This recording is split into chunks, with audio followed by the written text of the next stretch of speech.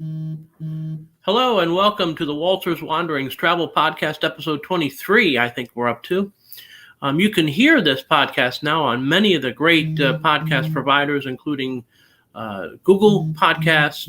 You can also hear it on TuneIn, which means if you ask Alexa, she will help you out. We can also get it on different spots, Spotify, and everything else. Anchor is my big provider, and I want to thank them for doing that.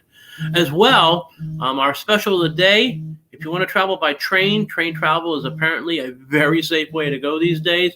You can see great parts of the United States of America. If you book a train trip that travels in 2021, with Amtrak vacations or with rail bookers around the world, I can get you an extra $100 off your fare. So there we go. So that's my special and all of that. Now we bring in Jennifer Pascual. She's the director of music at the St. Patrick's Cathedral in New York City. And she has been around many, many places around the world to play organs and do other leisure travel. So thank you for coming on board the Walter's Wanderings Travel Podcast.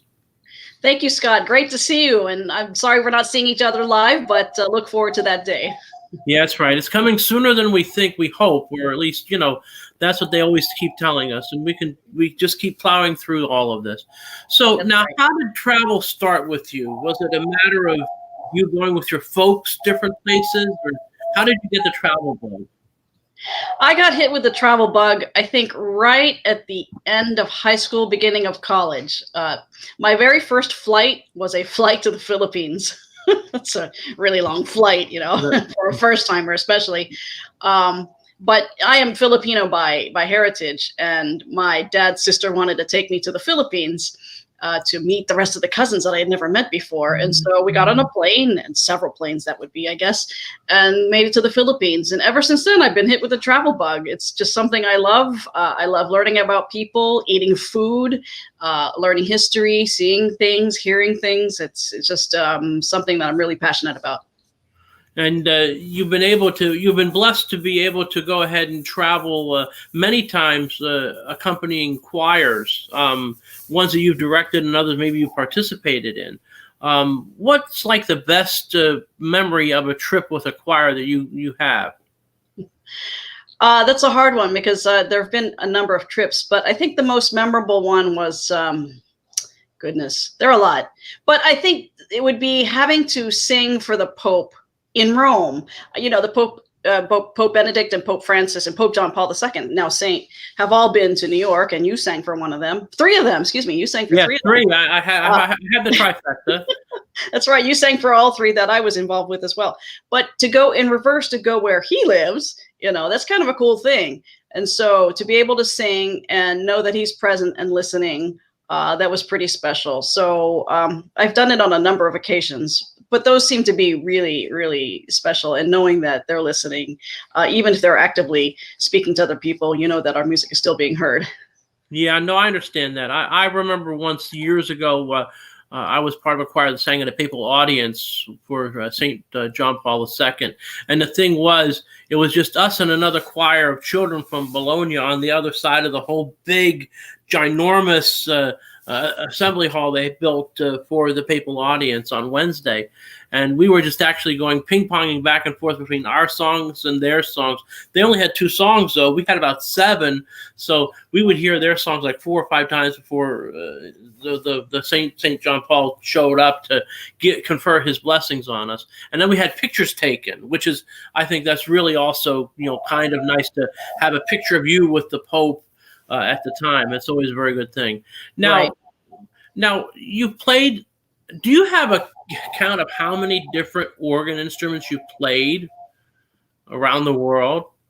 I would have to sit down and go through my CV and count them, which is one of the things I need to do during this pandemic is update it because I'm very far behind in listing concerts. But a number of instruments around the world, around the United States, and everywhere, not everywhere, but Italy, Germany, Lebanon, Philippines, Spain, where else? Israel, Palestine, a number of places. So in each of those countries, I've played a handful of instruments. Canada.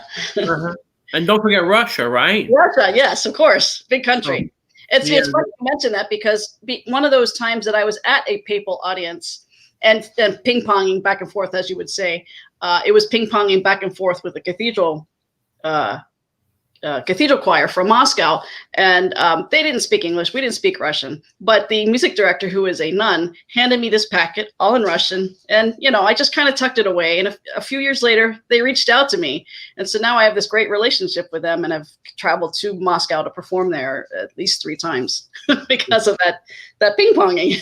There you go. There you go. Now, is there a particular organ that you've played that really, tugs at your heartstrings, or otherwise is has sentimental value to you?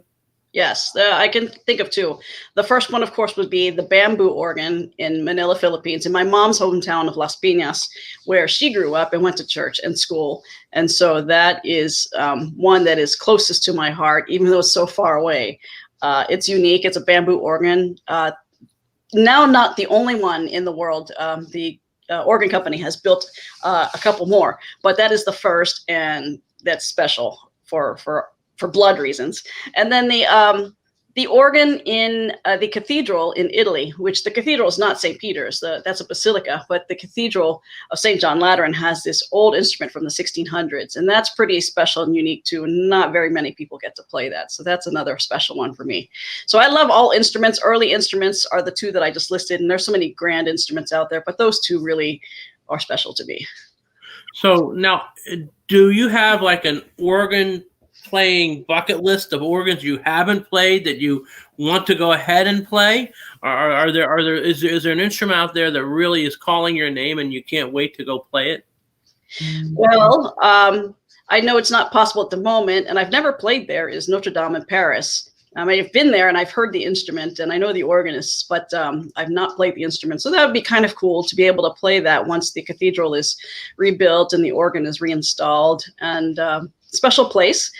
And then let's see. One that is not built yet is Sagrada Familia in Barcelona, which I understand there are grand plans to have a grand organ there that Gaudi even envisioned having played so that it could be heard inside and outside the basilica, the cathedral.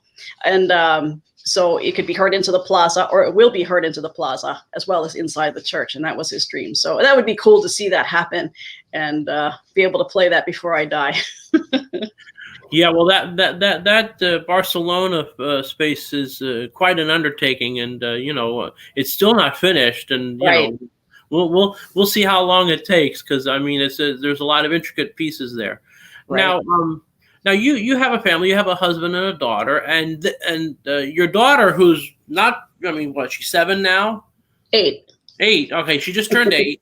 But she's traveled extensively too with you, because it's sort of like, okay, you're coming along, and there you go.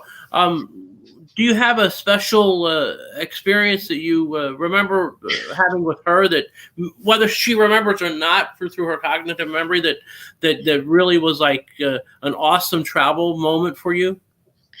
They've all been awesome travel moments. She's a great traveler, and her first birthday was in St. Petersburg, Russia. So that was kind of memorable. We celebrated her birthday in a complete stranger's flat, and so she went on my first Russian tour with us. It was so cold, but it was really great, really cute. But she most loves cruises, that unlimited ice cream, and being able to get on the boat and see things and come back to your own room, which is still there floating with you. But I think one cool one was spending New Year's Eve on a boat and being at the pool deck and everybody celebrating together and the big party horn from the boat going off. That was pretty cool, and she really liked that. Now, I think I remember you saying once that she was actually the only child on a cruise, even though it wasn't, an adult-only, obviously, cruise. How is like the only child on the cruise treated by A, the other passengers, and B, the crew? Right. It was special. I'm not sure if she was the only one. She might have been one of 2 or 3, but it was, I can't remember which one it is off the top of my head now, but she's treated pretty special. Sometimes some of the older folks would love to, like, hey, how are you? Because, they miss their grandchildren. And then also too, the crew members are really spectacular. We cruise on Holland America, which happens to be a lot of Filipino and Indonesian staff members, and the Filipinos just go gaga after her because, you know, a lot of them are overseas Filipino workers, and they work abroad, or in this case on the water, to be able to send home for their families, and they really miss their children, and so they really are really great and affectionate towards her because they miss their own child. No, I understand that, and like I say, cruising is definitely a great option for families, and a great option to see, you know, many different places in the world, and then if you want, you can go ahead and explore them more fully on a land trip sometime later. Have Right. you done that, where you've gone on a cruise and say, I really need to go back to this place, and then went back to the place and explored it further? We have not done that, and I agree with you completely. It's kind of like a tease. You get on this boat and you get to go to one port for one day, and it's really not enough. And anywhere you go, almost everywhere, you just need more than one day to just really experience the culture and the cuisine and wake up the next morning in the land. That's kind of a cool thing. So I wish we had more time, but you know, when you work, you're so limited with your time and how you can spread out your vacations. No, it's true. Now this would be a time of year that you would actually be traveling a lot, because it's after Christmas, Mm-hmm. which is obviously a big deal when you're a music director at a cathedral, and it's before Easter, which is obviously a big deal because you're a music director at a cathedral. But this year you haven't been able to travel so much. I mean, has that gotten to you in any way, or what have you done differently now that you're not traveling that you would have, you know, maybe done differently if you were traveling? Yeah, I really miss travel. This is the longest period of time that I've not been on a plane since I was living at home with my parents. 3 years ago to this day, I was in Beirut, Lebanon, and you know, you go back on your Facebook and you look at pictures that remind you of things. And I really miss travel. What am I doing differently? Well, my house is cleaner. My Christmas tree is down. The Christmas tree is down. There you Yes, go. down. 3 years later, we have finally taken the Christmas tree down. There's I no hope it was excuse. an artificial tree. It took not traveling to take down our. It is an artificial tree. We took it down. Yeah, Put it because it was away. a natural tree for 3 years. Oh my gosh, I could No, no, only. no. I was able to do 2 concerts, and I drove to both of those. So one was to Massachusetts, and I took my daughter with me, and we were able to stay in a hotel room overnight. Took my one Lysol 3-year-old Lysol can and sprayed down the room before we went in. So we did that. That was kind of cool, just a road trip. And then my second trip was to Maine, Portland, just past Portland, in a basilica called Saints Peter and Paul in Lewiston, celebrating their 150th anniversary, and stayed in Lewiston. And that was cool too, to just be able to spend a few days with people other than my family and my church, and be able to make music and meet people, eat food, and see things. And I got to see a couple of lighthouses on the drive down, and so that was kind of fun. Yeah, you have to kind of find your way. I know with my family, in August we went to a local ranch. It's called the Rocking Horse Ranch. It's about an hour from where I live, and they have horses, and they have all kinds of activities, and yeah, the protocols were met and exceeded. When I think that's the big thing is you have to be in a position where you're going somewhere, if you're going to travel now, to go somewhere where it is met or exceeded. But obviously the concert series aren't happening, and other things aren't happening, and meetings you might go to aren't happening. So Right. you're just going to be on the old Zoom thing or whatever vehicle you use.